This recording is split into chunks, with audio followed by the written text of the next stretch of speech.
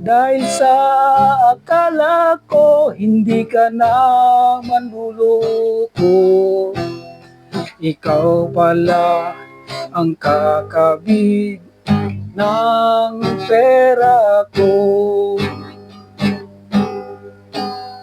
Anong gagawin sa dami ng pasanin? Parang buhangin na kay hirap bilangin.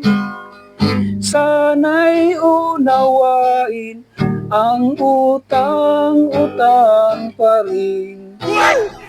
Nais kong malaman mo na ipatulpo kita.